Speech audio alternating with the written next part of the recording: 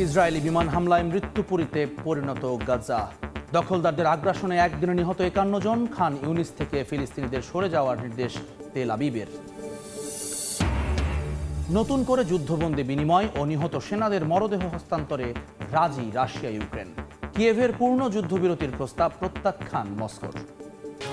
আসছে ৪ বছরের মধ্যে ন্যাটোভুক্ত দেশগুলোতে হামলা চালাতে পারে রাশিয়া, সতর্কতা জার্মানির।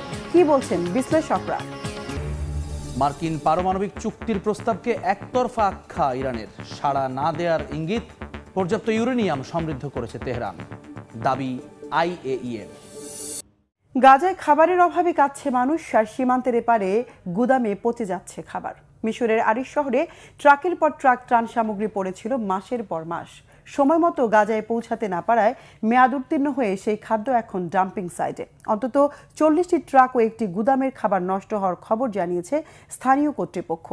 ইসরায়েলের দাবি, গাজায় জরুরি ত্রাণ পৌঁছাতে বাধা দিচ্ছে না তারা, অথচ মানবিক বিপর্যয় ও দুর্ভিক্ষের মধ্যে লাখ লাখ মানুষ। হাফিজুল ইসলামের ডেস্ক রিপোর্টে বিস্তারিত। গাজায় ক্ষুধার্ত মানুষের হাতে পৌঁছানোর আগেই মেয়াদ উত্তীর্ণ হয়ে যাচ্ছে ট্রাকের পর ট্রাক খাবার। মিশরের আরিশ শহরের কাছে গাজা সীমান্তের ঠিক আগেই ধ্বংস করে ফেলা হচ্ছে গুদামে জমে থাকা খাদ্য সামগ্রী। মাসের পর মাস ধরে খাদ্য ভর্তি ট্রাকগুলো গুদামে আটকে থাকায় খাবার অযোগ্য হয়ে পড়া সহায়তা পণ্য ডাম্পিং সাইটে ফেলে দেয়া হচ্ছে। অথচ সীমান্তের ওপারে অবরুদ্ধ গাজায় ত্রাণের এক মুঠো খাবারের জন্য জীবন দিচ্ছে কত শত মানুষ। এই দৃশ্য কেবল অপচয়ের নয়, বরং বিশ্ব মানবতার জন্য চরম ব্যর্থতার প্রতীক। সম্প্রতি মেয়াদ উত্তীর্ণ খাবার নষ্ট করে ফেলার কথা নিশ্চিত করেছেন আরিশের ত্রাণ সরবরাহ অধিদপ্তরের প্রধান নাবিল আল গাজাল। তিনি জানান, ইতিমধ্যে ফেলে দেয়া হয়েছে অন্তত ৪০টি ট্রাকের সাহায্য সামগ্রী।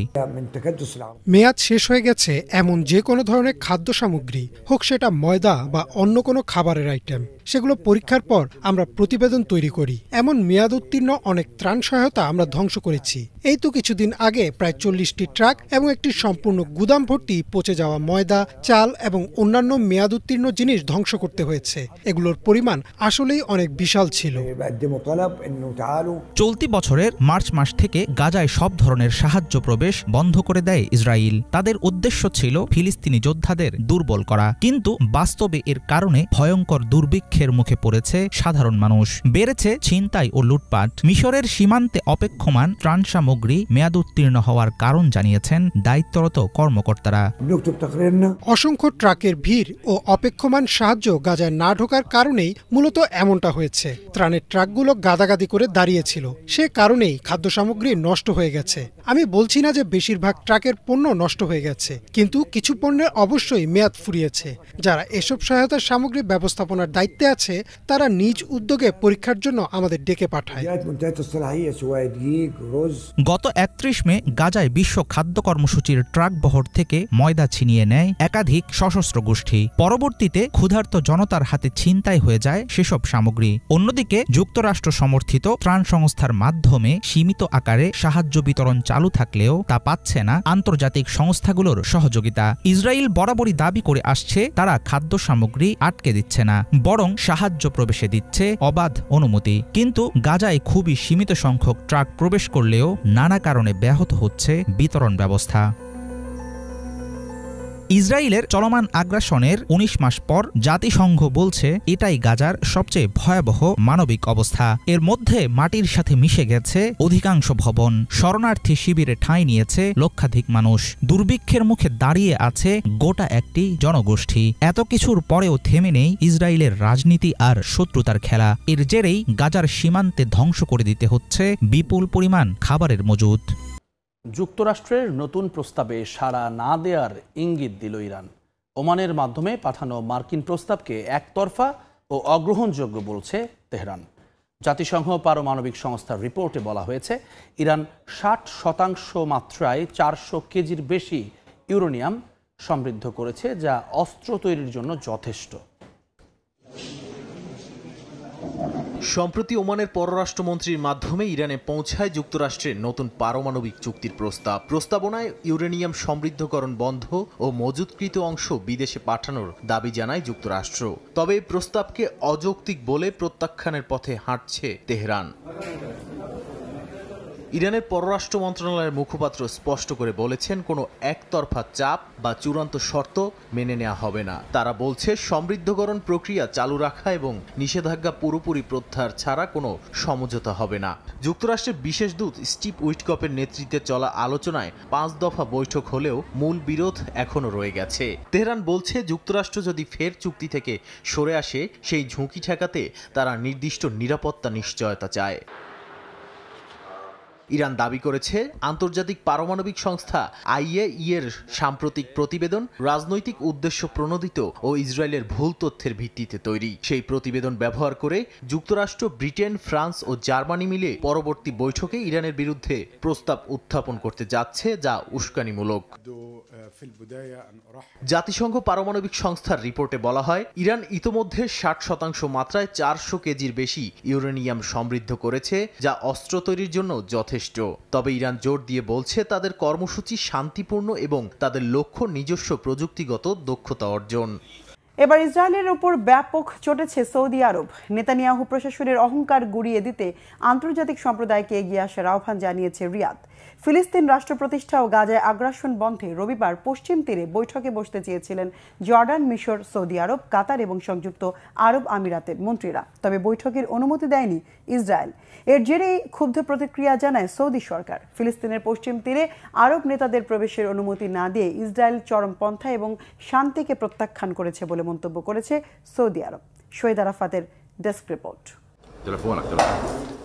ইসরায়েলকে চরমপন্থা ও বিশ্ব শান্তি নষ্টের দেশ বলে আখ্যা দিয়েছে সৌদি আরব। ইসরায়েলি প্রশাসনের অহংকার গুড়িয়ে দিতে আন্তর্জাতিক সম্প্রদায়কে এগিয়ে আসার আহ্বান জানিয়েছেন সৌদি আরবের পররাষ্ট্রমন্ত্রী প্রিন্স ফয়সাল বিন ফারহান আল সৌদ। রবিবার ফিলিস্তিনের পশ্চিম তীরে আরব নেতাদের বৈঠকের অনুমতি না দেওয়ায় ইসরায়েলের ওপর ক্ষেপেছেন সৌদি মন্ত্রী। ফিলিস্তিন রাষ্ট্র প্রতিষ্ঠা ও গাজায় যুদ্ধবিরতি বাস্তবায়নে পশ্চিম তীরের রামাল্লায় জর্ডান, মিশর, সৌদি আরব, কাতার এবং সংযুক্ত আরব আমিরাত নেতাদের বৈঠক হতে দেয়নি ইসরায়েলি প্রশাসন। সৌদি পররাষ্ট্রমন্ত্রী বলছেন, ইসরায়েল মূলত শান্তি প্রতিষ্ঠা করতে চায় না। ফিলিস্তিনের পশ্চিম তীরে আরব নেতাদের বৈঠকের অনুমতি না দিয়ে ইসরায়েল চরমপন্থা হিসেবে নিজেদের প্রমাণ করেছে। এমনকি তারা যে শান্তি প্রতিষ্ঠা করতে চায় না সেটিও প্রমাণিত। তারা মূলত চায় সংঘর্ষ এবং শান্তি নষ্ট করতে। আন্তর্জাতিক সম্প্রদায়ের তাদের এই অহংকারের বিরুদ্ধে কার্যকর পদক্ষেপ নেওয়া উচিত। জর্ডানের পররাষ্ট্রমন্ত্রী আইমান সাফাদি বলেছেন, এর মধ্য দিয়ে আরব দেশগুলোর সাথে সুসম্পর্কের সুযোগ নষ্ট করছে ইসরায়েল। আমরা চেয়েছিলাম একটি সমাধানের পথে হাঁটবে ইসরায়েল, কিন্তু তারা কোনো সমাধান চাই না। তাই তারা বৈঠকে বাধা দিয়েছে। তারা গাজায় হামলা চালাবে এবং ফিলিস্তিনিদের ন্যায্য অধিকার থেকে বঞ্চিত করবে। এটাই তাদের একমাত্র উদ্দেশ্য। আমরা এই বৈঠকের মাধ্যমে অত্র অঞ্চলে শান্তি প্রতিষ্ঠার ব্যাপারে একটি কার্যকর সমাধান দিতে পারতাম, কিন্তু তার পুরোটাই নষ্ট করেছে ইসরায়েলি প্রশাসন। ইউক্রেনের পূর্ণ যুদ্ধবিরতির প্রস্তাব প্রত্যাখ্যান করেছে রাশিয়া। বড় কোনো ধরনের অগ্রগতি ছাড়াই তুরস্কের ইস্তাম্বুলে রাশিয়া ইউক্রেন দ্বিতীয় দফার শান্তি আলোচনা শেষ হয়েছে। তবে বন্দি বিনিময় ও মানবিক বিষয়ে কিছুটা অগ্রগতি হয়েছে। জুনের শেষ নাগাদ মার্কিন প্রেসিডেন্ট ডোনাল্ড ট্রাম্পের উপস্থিতিতে পুতিন ও জেলেনস্কির মধ্যে সরাসরি বৈঠকের প্রস্তাব দিয়েছে ইউক্রেন। তুরস্কের ইস্তাম্বুলের সেরাগান প্যালেসে সোমবার অনুষ্ঠিত হয় রাশিয়া ও ইউক্রেনের মধ্যে দ্বিতীয় দফার শান্তি আলোচনা। প্রায় 1 ঘন্টার এই আলোচনায় অংশ নেন দুই দেশের উচ্চ পর্যায়ের প্রতিনিধিরা। ইউক্রেনের পক্ষে নেতৃত্ব দেন প্রতিরক্ষা মন্ত্রী রুস্তেম উমেরভ, আর রাশিয়ার পক্ষে ছিলেন প্রেসিডেন্টের উপদেষ্টা ভ্লাদিমির মেদেনস্কি। আলোচনার পর সংবাদ সম্মেলনে ইউক্রেন জানায়, তারা একটি নিঃশর্ত যুদ্ধবিরতির প্রস্তাব দিয়েছিল, কিন্তু রাশিয়া সেটি প্রত্যাখ্যান করেছে। কিয়েভের দাবি, রাশিয়া বলেছে এ ধরনের বিরতি ইউক্রেনকে পুনরায় সংগঠিত হতে সহায়তা করবে, যা মস্কো চায় না। রাশিয়ার কর্মকর্তারা জানান, তারা ইউক্রেনের কিছু কিছু অঞ্চলে 2 থেকে 3 দিনের যুদ্ধবিরতির প্রস্তাব দিয়েছে। তবে উভয় দেশ গুরুতর আহত ও 25 বছরের নিচে থাকা যুদ্ধবন্দীদের বিনিময়ে সম্মত হয়েছে। এছাড়া উভয় পক্ষ 6000 করে নিহত সেনার মরদেহ ফেরত দিতে রাজি হয়েছে। এই মানবিক অগ্রগতি ইস্তাম্বুল বৈঠকের বড় অর্জন বলে মনে করছে কিয়েভ। কিয়েভ জানায় আলোচনার দিনেই তারা রাশিয়ার প্রস্তাব পেয়েছে, তাই তাৎক্ষণিক প্রতিক্রিয়া দেওয়া সম্ভব হয়নি। প্রেসিডেন্ট পর্যায়ে মূল রাজনৈতিক সমাধান সম্ভব। এই যুক্তিতে জুনের শেষ নাগাদ পুতিন জেলেনস্কি সরাসরি বৈঠকের প্রস্তাব দিয়েছে ইউক্রেন। আভাস দেওয়া হয়েছে সেখানে মার্কিন প্রেসিডেন্ট ডোনাল্ড ট্রাম্পও উপস্থিত থাকতে পারেন। এই বিষয়ে তুরস্কের প্রেসিডেন্ট রিসিপ তাইপ এরদোয়ানও সে বৈঠকে অংশ নেওয়ার বিষয়ে আশা প্রকাশ করেছেন।